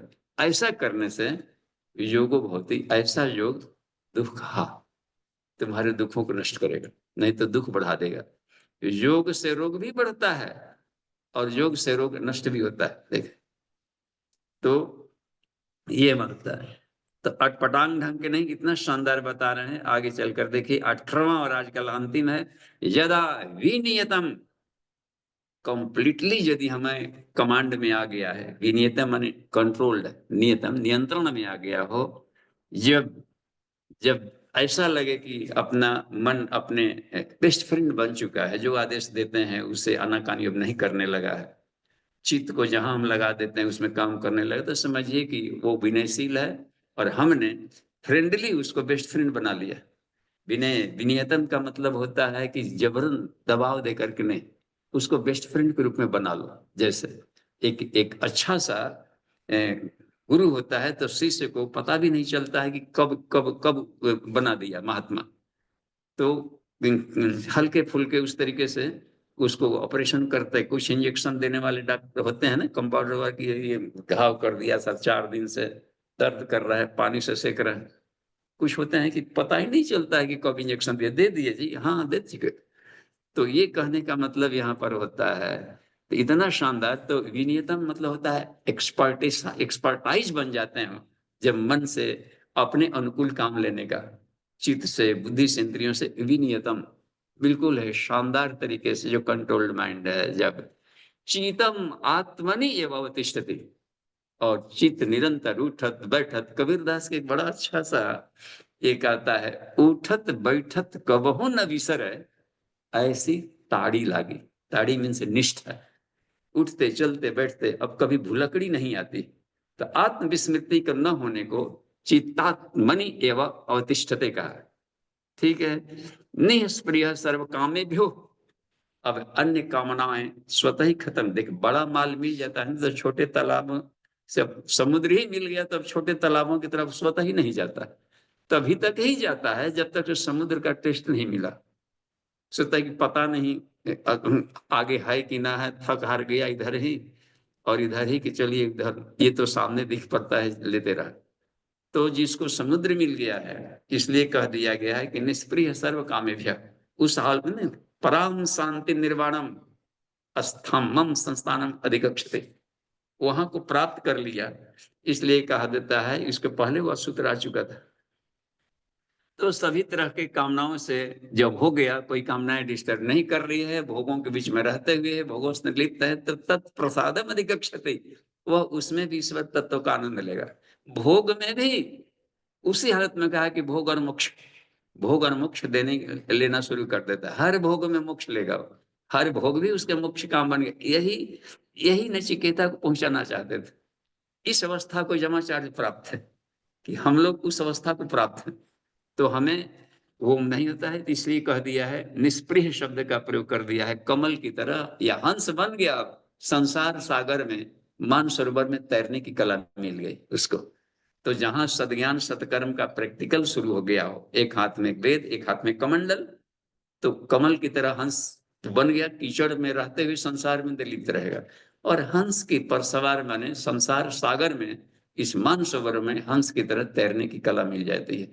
यहाँ पर कितना शानदार है, सर्व कामे भी हो युक्त, तब समझिए कि उसको योगी कह सकते हैं। युक्त इति उच्यते तदा, तो युक्त मतलब समझिए योगी। योगी शब्द का एक प्रयोग किया है युक्त, यानी आत्मा परमात्मा के साथ जुड़ चुका है वो। ठीक है, आज की कक्षा 18 ठीक है, यहीं पर विराम देते हैं और समय पूरा हो गया है। तो एक और भी इसमें से बात थी, अच्छा उसमें हम लोग इसमें देखते हैं एक, ये ना वांग्मय नंबर, वांग्मय देखिए तो वांग्मय नंबर 31 में खोजिए जिनके पास था। वांग्मय 31 देखते हैं, वांग्मय पहुंच गए और वांग्मय यहाँ पर 31 देखते हैं। तो ये देखिए 31, इसमें तीसरे वाले में खोजिए। तो हिंदी की जो पद्य शैली है उसको हमने नहीं लिया अभी, उसके श्लोकों को, उसमें कुछ मिसप्रिंट है, उसमें ओवर उसको प्रूफ रीडिंग नहीं किया गया होगा बनते समय। ये देखिए, तो इसलिए उसको आज सीधे टेक्स्ट बुक से देख रहे थे। तो 12 के बाद देखिए, देखिए यहाँ पर ही मिसप्रिंट है, इसमें दूसरे वाले श्लोक में होगा समम काया श्रीग्रम धार्य शिवम स्थिर संप्रक्ष्य लिखा गया है, तो संप्रेक्ष्य चाहिए, तो इसलिए डिस्टर्ब हो रहा था, तो उसको हमने हटा दिया। तो वो देख, तो इसको हम लोग हिंदी में है तो छो का देखिए पद्य शैली में कितना लिखे आज की क्लास का। काया श्री ग्रीवा, काया श्री ग्रीवा को समान दृढ़ धारण करते हुए अचल, नासाग्र भाग अपना लख कर, देखे न कहीं फिर हो अविरत, अविचल होकर प्रशांत आत्मा को, 14वां को करें, भय रहित ब्रह्मचारी प्रशांत आत्म स्वार्थ युक्त मुक्त होकर, आत्म स्वार्थ मुक्त होकर, आगे चलकर देखिए यहाँ मुक्त होकर, दूसरा उसी का कड़ी का, मन बस में कर्मम निरत चित्त, मत पर निश्चय स्वस्थिर होकर। अगला का देखिए क्या बोलते हैं, यो नित स्वाधीन मना बनकर मेरे में सुस्थित हो जाता, योगी निर्वाण परम पाकर वह शांति सहज ही पा जाता। होता है ना उसमें, मत संस्था अधिगच्छति निर्वाणम परमाम शांति, न अति स्नान कदाधिक नहीं खाएं, उसके बारे में कह रहा है। होता न सिद्धे यह योग, अर्जुन को बता रहे, होता न सिद्धे यह योग, बहुत खाने कम खाने वालों को।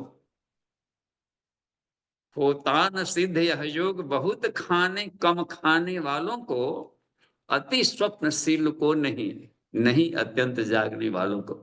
वाह, कितना शानदार पद्य शैली में भाष्य कर दिया है पूज्य गुरुदेव ने संस्कृतों को, ताकि वो कमन बने। उनका कहना था कि वाल्मीकि रामायण को तो तुलसी मिल गए, तो उन्होंने चौपाइयां होगी तो गांव गांव में हर जगह ताशा ढोल पर हर जगह देखिए मानस होने लगा। कृष्ण को नहीं मिला कोई तुलसी, इसमें है ना, व्यास को इसमें यदि मिल जाता गीता को, तो वो गीता इसलिए कड़ा बना रह गया। तो उसको पद्य शैली में किया है कि नाटक ड्रामा वगैरह में हर जगह इसको पद्य शैली में कहे जाए, तो वहां पर भी बात बन जाएगी। अगले देखिए यहाँ पर दुखनाशक नियमित आहार, युक्त आहार विहारस्य को कहे, नियमित आहार विहारी को, नियमित आहार विहारी को, सोने या जागने वालों को दुख नाशक युग प्राप्त होता, शुभ चेष्टा करने वालों को। प्राणायाम भी है ना, युक्तम युक्तम तेजेत बाहु, युक्तम युक्तम पुरप्रेत, युक्तम युक्तम वदनियात, योगम सिद्धिमापनुयात। इससे योग जल्दी सिद्ध होता है। कितना श्वास खींचना है, अब घड़ी से देख रहे थे कि 16 मात्रा खींचना है, 32 मात्रा रोकना है, इसमें 64 रोकना है, 32 उसमें जाकर छोड़ना है, तो उस गणित ही में गिनने में अधिक फंस जाता है। तो हमको सबसे अच्छा लगा जो चूड़ामणि उपनिषद की जो बात कही है, युक्तम युक्तम तेजेत भाव, अच्छा लगने तक सांस छोड़े, अच्छा लगने तक खींचे, अच्छा लगने तक धारण करे, इससे सिद्धि जल्दी मिलती। ये बहुत कमाल का लगा। तो ये इसमें रख, इसी को यहाँ पर रख दिया गया। 18वां पे देख लीजिए क्या लिखते हैं, हो जाता सुस्थित मत नियत चित नियत, हो जाता सुस्थित चित नियत। गुरुदेव कहना है कि चित्त को एकाग्र करना ही केवल काफी नहीं, एकाग्र चित्त को लगाया गया कहाँ, ये काम की चीज है। चित्त वृत्तियों का निरोध तो कर लिया, इतने भर से नहीं मिलता, उस निरोधित चित्त को अब इस्तेमाल कहाँ कर रहा है। यहाँ पर देखिए, हो जाता सुस्थित चित्त नियत, जब परमात्मा में लीन सदा, निष्प्रिय वह सभी कामना तज, हो जाता योगी व्यक्ति सत तदा। इस तरीके से हो गया, ठीक है, धन्यवाद। तो हम लोग प्रश्नोत्तरी में आते हैं। जी, अभी आपने जो युक्तम युक्तम वाली टेक्निक जो बताई, जो प्राणायाम को सिद्ध करने के लिए, तो गुरुदेव ने इस विषय में एक बात और कही है कि जब हम जो है इसको समावस्था में लेंगे, यानी कि अंत कुंभक बाह्य कुंभक दोनों को बराबर करेंगे, तो इससे जो है प्राणायाम जल्दी सिद्ध होता है। और अगर सामान्य अवस्था में अगर हम ये देखें कि अगर हम युक्तम युक्तम टेक्निक से, अब अभी जो सामान्य अवस्था में जो है हमारे साथ ऐसा होता है कि जो अंत कुंभक में अधिक समय तक रहा जाता है और बाह्य कुंभक में कम समय तक रहा जाता है। तो आप जो गुरुदेव की वो टेक्निक अपनाएं, या फिर अभी जिस अवस्था में है उस अवस्था में हमें क्या करना चाहिए? हाँ, खुद को, अपने को अच्छा लगना जरूरी है। अपने को देख रीड करते रहना चाहिए कि हमको कैसे इजी मिल रहा है। एक फॉर्मूला एक ही साधक पर निश्चित रहता है, इसलिए उसमें कहीं कहीं से बताने के रेचक और पूरक में एक समान लगा। जिस मान लो किन्हीं को दमा हुआ है, दमा का पेशेंट, उसमें तो उसमें दमा का पेशेंट है और उसमें वो कुंभक नहीं कर सकते, वहां कुंभक भी केवल गहरा खींचो, उसमें लिखें कि प्राणायाम गहरा खींचे और गहरा छोड़े। तो धीरे धीरे फेफड़े को पहले ये ले कि सारे अल्वेओलाई में पहुंच गया, हवा निकाला जा रहा है। अब पूरा तो हल्का हल्का सांस ले रहा था वो, आधे जगह उसके कोठरियां काम कर रही थी, नीचे वाले में फिर तरह तरह के बैक्टीरिया कल्चर अपना शुरू कर दिए हैं। तो थोड़ा सा भी गहरा खींचेगा तो खांसी आ रही, तो उतने ही तक रोक ले जहां तक वो खांसी आनी थी। हल्का सा वहां पर रोका, फिर धीरे धीरे चला, फिर धीरे धीरे खुद ही मांग करने लगता है। तो उस पहले फेफड़े को काम लायक बना ले, तब जा करके उसमें होने लगा गहरा लेना छोड़ना। तो धीरे धीरे सांस को खींचे और धीरे धीरे निकालने जाएंगे, तो एक ऐसी स्थिति आएगी कि पता ही नहीं चलेगा कि सांस ले रहा है आदमी की छोड़ रहा है। उस हालत में केवली प्राणायाम सिद्ध हो जाता है, वो सोचने का।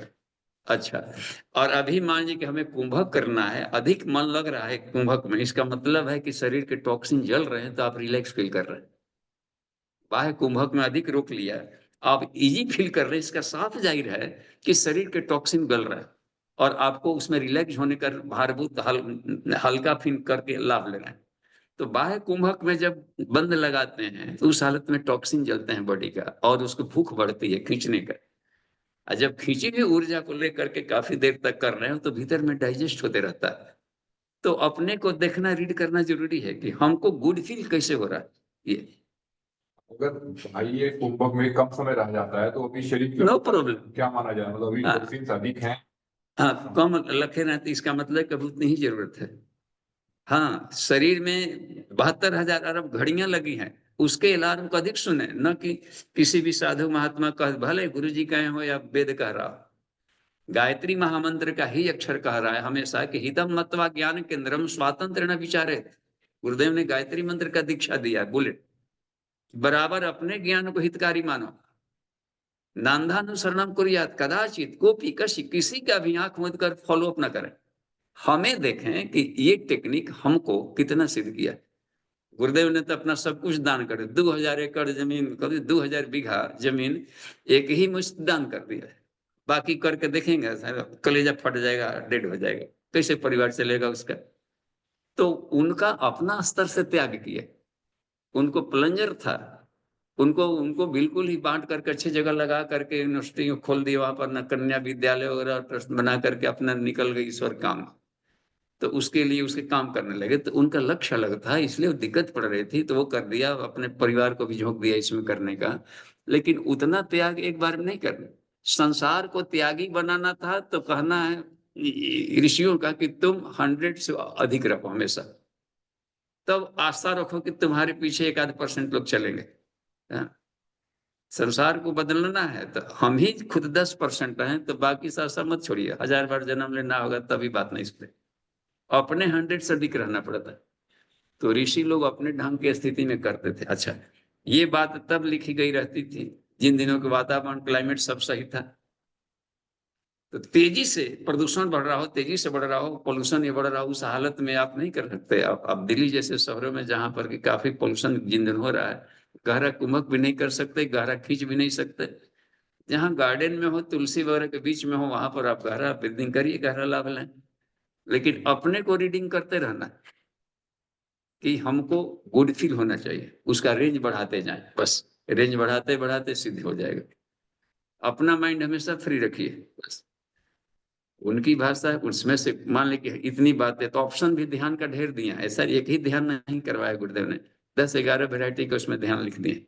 जो सेट करता है कर ले, या फिर अपने ढंग का फॉर्मेट बना ले। उद्देश्य पूरा होना चाहिए कि तुम ईश्वर के गुणों से अपने आप को सजा ले, बस। ठीक है, ओके। एक क्वेश्चन आया है अर्चना भाई जी। देखिए हैंड रेज भी है, ऊपर हैंड रेज खोलिए। भाई साहब जी का है। जी खोलिए। जी भाई साहब प्रणाम। बाबू जी प्रणाम। बाबू जी, ये जो आपने अभी बात बताई थी ना कि गुरुदेव ने 2000 बीघा जमीन दान कर दी थी, वो बात ठीक है, हम सभी नहीं कर सकते, परंतु यदि गुरुदेव के मानस पुत्र हैं, उनकी पीड़ा बढ़ाना चाहते हैं, तो हमें इस दिशा में कुछ न कुछ प्रयासरत रहना पड़ेगा। वरना हम तो इसको मन एक बहाना बना के कुछ भी करने नहीं देगा। और गुरुदेव के जीवन चरित्र में जो भी उन्होंने सिखाया है हमको, जैसे एक ये था कि वो काम इतने रस बस गए थे कि अपनी माता श्री के अंतिम संस्कार करने भी नहीं आए थे, ये कह दिया था कि मेरा वो बेटा है ओम प्रकाश, वो कर देगा। तो मैं ये कह रहा हूँ कि जो त्याग हमारा गुरु होगा, हमें वो मन में ऐसी भावना ना लाए कि यार ये तो ये गुरुदेव ने कहा हमें नहीं करना चाहिए, तो मतलब मन इसे दूसरे वे में ना ले जाए। तो मैं ये कह रहा हूँ कि इसके लिए हमें क्या निरंतर सोचना चाहिए। जी, इसलिए गुरुदेव ने हमारे लिए दीक्षा में ही कंडीशन लगाया कि यदि हमारा शिष्य बनना हो तो 1 घंटा समय दान और 1 अंशदान लगाया कि 1 रुपया अंशदान करो। तो जानते थे कि अनुव्रत एक शब्द का प्रयोग किया गुरुदेव ने। तो 3 कंडीशन लगाया, रोज 10 मिनट गायत्री मंत्र का जब 15 मिनट कर दिया है, चाहे 3 माला का सुबह में ही कर ले। त्रिकाल संध्या जो करता है वो ब्राह्मण बन जाता है। तो दोपहर में पता नहीं कहाँ रहोगे, कहाँ शाम को रहोगे मार्केट में, लेकिन सुबह में ही एक खेप कर लो। तो एक तय हो गया कि 3 माला गायत्री मंत्र कर जाओ, तो सविता का ध्यान, पहला कंडीशन दीक्षा के समय।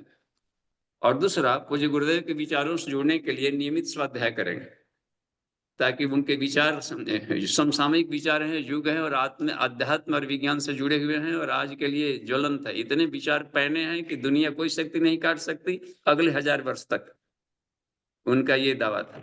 तो अब यह है कि इस विचारों से तुम जुड़ो तो विचार क्रिया बदलेंगे। दूसरा कंडीशन, दीक्षा नहीं लिया जाता है यदि गुरुदेव के फौज में शामिल होना है तब।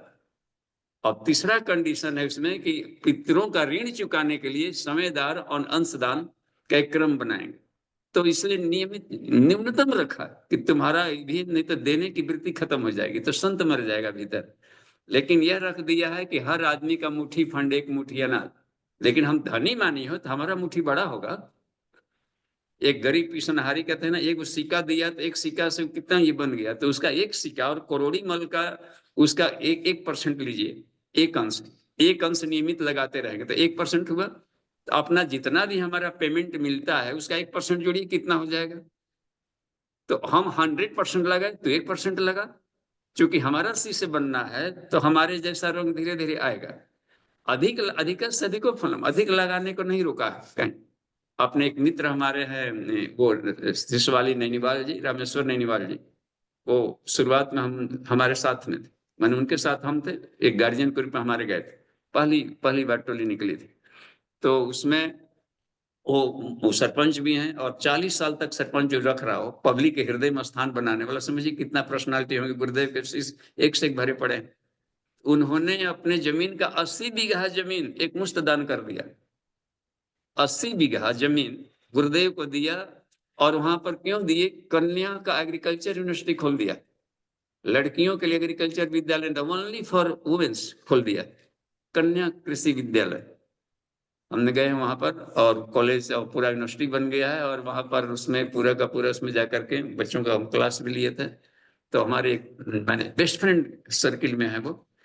तो ये कमाल की बात है। तो अधिक से अधिक त्याग करने वाले मिलेंगे। एक और भी कहीं सुना जाता है कि ऐसे टेलर मास्टर थे दर्जी, जो कि जिसका कि यहाँ से ओसोफेगस ही कटा हुआ है, गले से लेकर के इसमें कुछ इन्फेक्शन हो गया होगा, स्टमक तक कटा है, यहाँ से छेद डॉक्टर निकाल दिया है, फनल कीप डाल दिया है कि भोजन अपने से 200 ग्राम बार्ली वगैरह का चूर्ण लिक्विड बना के डाल देना है, लिक्विड, और सरवाइव कर रहा था। वह व्यक्ति अपने उपार्जन का वो हर महीने में अपना 20 रुपया भेज रहा है। ऐसे लोगों से चल रहा है सिस्टम। तपस्या का एक छोटा सा भी अंश करोड़ों से भी अधिक कीमती होता है। तो जिनका बड़ा मुट्ठी है बड़ा दान करें। एक अंश शब्द का प्रयोग किया, 1% तो बहुत बड़ा। मेरी जिज्ञासा थोड़ी सी ये थी कि एक दिन ये गोकुल मुद्रा भाई साहब ने भेजा था गायत्री महाविद्या के तत्व दर्शन से, कि उसमें गुरुदेव की पीड़ा देखिए, ये है 4 लाइनें केवल मैं पढ़ देता हूँ। गायत्री परिवार के अनेक सदस्य हैं, इनमें से अनेक बाल क्रीड़ा में रूठते मटकते हंसते रोते रहते हैं, कुछ उत्साह दिखाते हैं, कुछ निराश हो जाते हैं। इस श्रेणी से ऊंची श्रेणी के उपासकों की आवश्यकता है। अपने परिवार में से अब हम दूसरी श्रेणी के लोगों को ढूंढना चाहते हैं, क्योंकि उन्हीं के ऊपर संसार का भविष्य बहुत कुछ निर्भर करेगा और वे ही इस महान शक्ति के वास्तविक लाभों से कुछ प्राप्त कर सकेंगे। मेरा इस रेफरेंस में था। बाकी जो नॉर्मल बात है दीक्षा के टाइम वो बताई जाती है आम आदमी को, वो तो ठीक है, परंतु जिस उच्च स्तरीय साधना में आप हमें लेकर चल रहे हैं उसमें तो थोड़ा सा हमें उनके रेफरेंस को हटाना पड़ेगा। फिर मेरा ये था कहना जी। तो इसलिए इन्होंने 3 गायत्री परिवार में भी 3 स्तर बनाए। एक को गायत्री परिवार कहा, एक को युग निर्माण परिवार कहा, एक को प्रज्ञा परिवार शब्द का प्रयोग किया। तो गायत्री परिवार जो साल भर में एक भी बार भी गायत्री माता की जय बोल दिया, वो सब आ गए। यानी जिसको भी थोड़ा सा भी कल्चरल व्यक्ति है वो सब विश्व में कहीं भी रह रहा है। दूसरी बात रखा गया उसमें फौज हमेशा। युग निर्माण जिन्होंने अपने आचरण को सुधारना शुरू कर दिया, आत्म सुधार भी जो करने लगे। और तीसरा जो आत्म सुधार करके समाज के निर्माण में कूद पड़ा है वो तीसरा श्रेणी है। ये तीसरा वाला श्रेणी चाहिए उनको। तो ये बढ़ते चरण में होते हैं। तो हमें तो हर क्षेत्र में आगे निरंतर बढ़ते जाएंगे। इसको कहा कि तू अपने पात्रता का विकास कर। हमसे भी बोले थे गुरुजी ने कि पात्रता का विकास तू कर।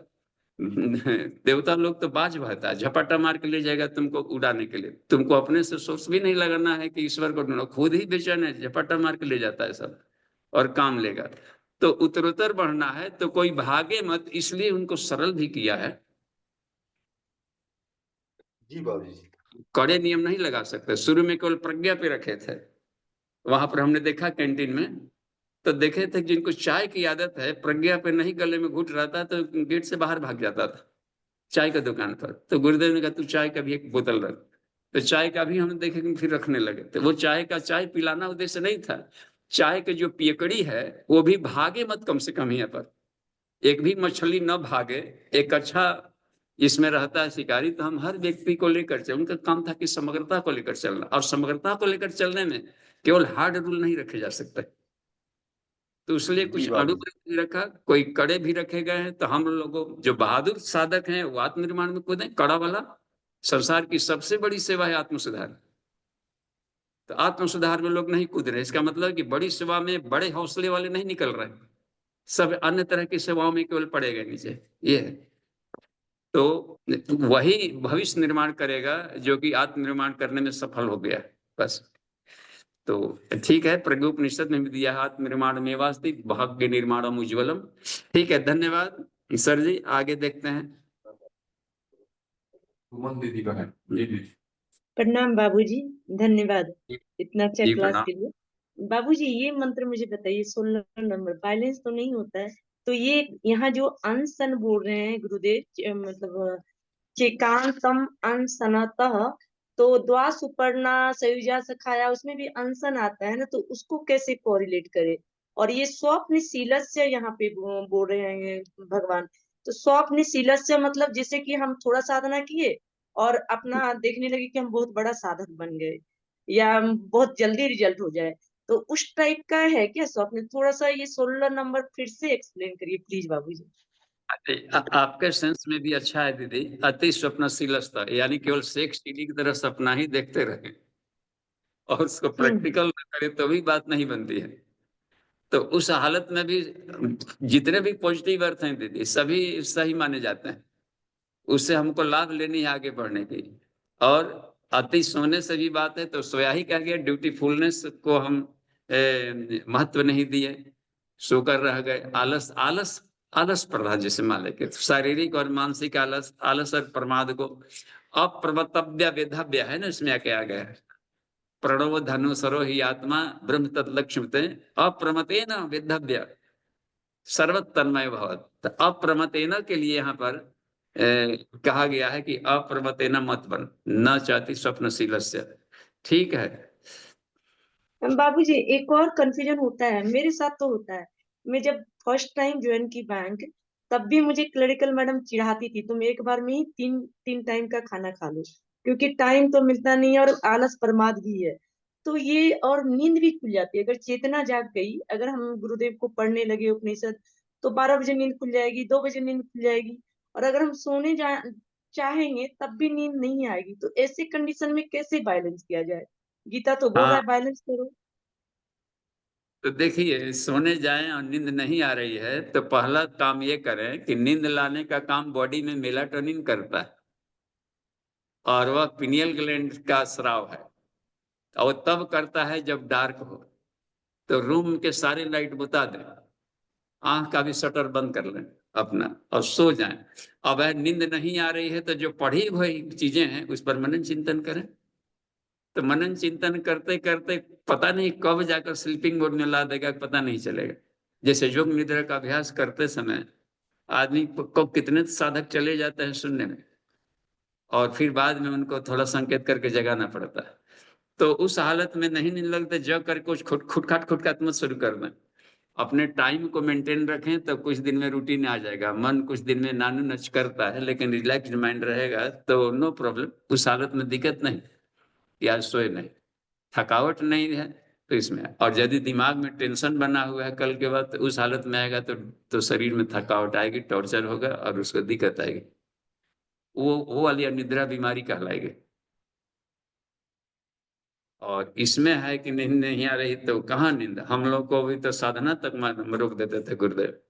हमको नवरात्रि साधना भी नहीं करने देते थे। टोली में बराबर रहना, कह दे कि नहीं एक बल्ला से अधिक नहीं, ध्यान भी नहीं लगाओ, हम तुम्हारे लिए ध्यान लगा देंगे। तुमको सोचना है टेंट गड़ाया कि नहीं गड़ाया, कि ये काम करना है, यही तुम्हारे लिए ध्यान है। तो उस हालत में रहने करने का। और फिर भी हर स्वाध्याय गुरु के काम से, हम शास्त्र का आदेश माने वहां पर कि गुरु के काम से जब समय मिले तो विद्या अध्ययन करो। तो उसमें भी बराबर थोड़ी टेंट गाड़ना है, गड़गड़ा गया है, काम है कि स्पीच देकर है, उसमें अपने कर लिए, पढ़ ले। तो पढ़ना बंद मत करे कि नहीं मना कर दिया है गुरु जी ने हमारे लिए। वो उस समय मत कर जिस ड्यूटी के लिए दिया गया है, बस वही भगवान काम तुम्हारे लिए। तो फायदे में हम लोग रहे, लेकिन कहीं बंद नहीं किया अपना स्टडी या मेडिटेशन, तो उसी में अपने करते रहिए।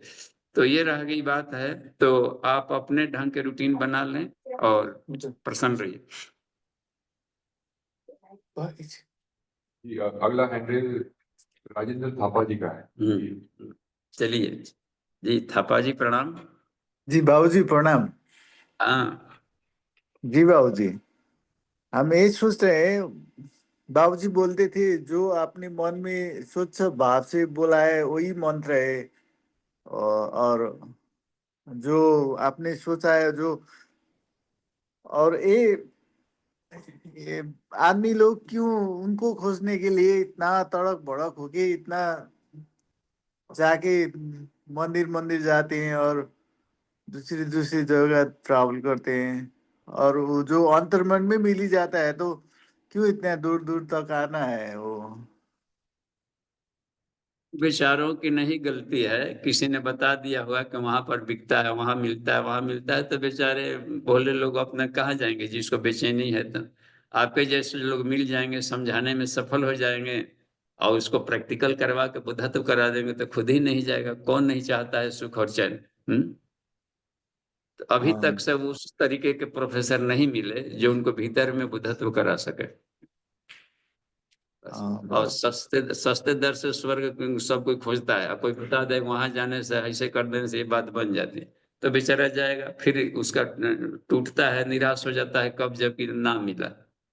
वही तो बाबूजी, ध्यान और जॉब से जो ध्यान करके बैठेगा वो तो उसको भी हाँ स्वयं में तो मिल अब ही ये जाता है, लेकिन जी, आदमी इतना तो भड़क क्यों अब जाता है। अब हाँ जी, थापा जी पूज्य गुरुदेव ने एक साधना पद्धति निकाला है, अति सरल, जिसको गायत्री पंचकोशी साधना कहते हैं।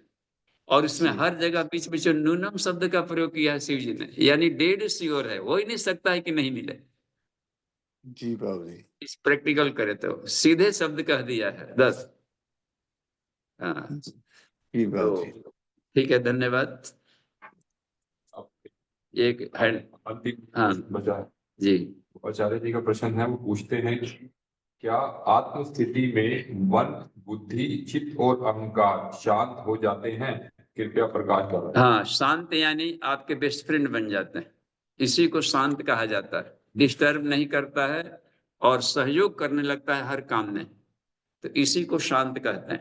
जिधर आत्मा का डिसीजन हो उसमें लग गया तो उसको शांत कहते हैं। शांत यानी ऐसा नहीं कि डेड नहीं हो जाना है, आग शांत हो गया, अब खौफ राख हो गया, खत्म हो गया, नहीं।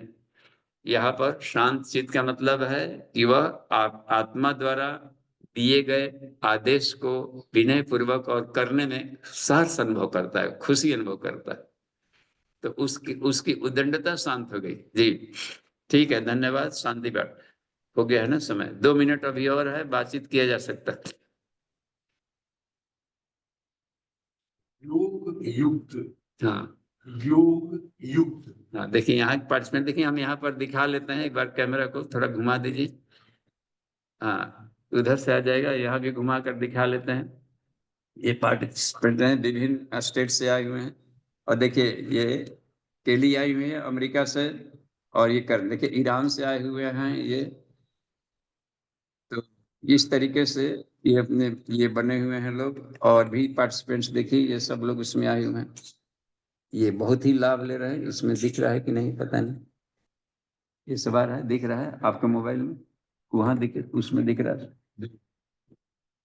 ये सभी लोग सिलेक्टेड हैं। गुप्त नवरात्रि में बहुत ही ताकतवर होता है गुप्त नवरात्रियां, अब इसमें है 3 जीवर, आपको भी देख लीजिए। ये ये अपने से क्लासेज को यहाँ से हैंडल कर रहे थे, और ये सब सीनियर हैं और बहुत वेटरन एक्सपर्ट साधक हैं, और गुप्त नवरात्रि का पूरा लाभ ले रहे हैं क्लासेज का, और कुंडली जागरण के प्रैक्टिकल अधिक कराया जा रहा है। ठीक है, धन्यवाद।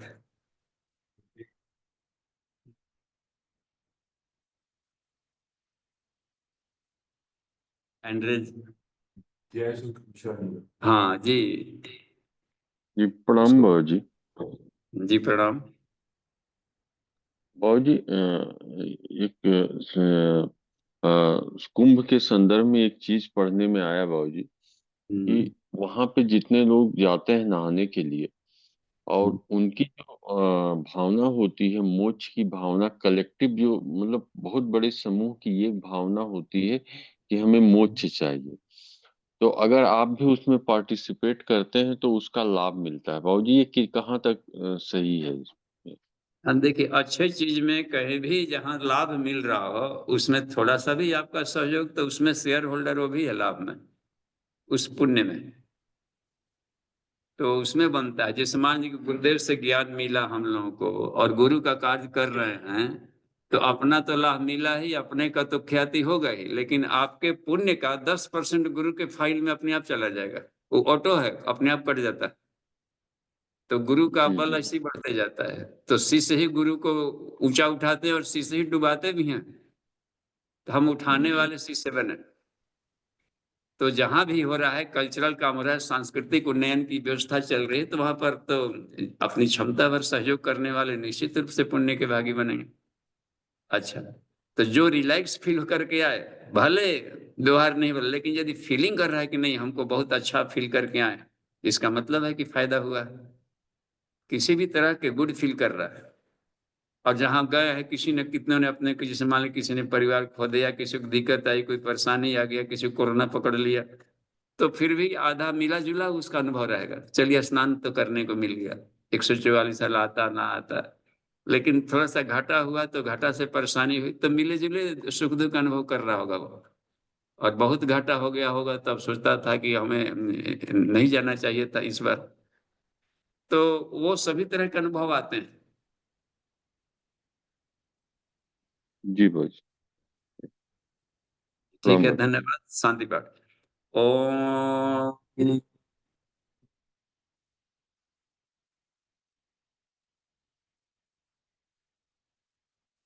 शांति ही, शांति ही, शांति ही। समाप्ति।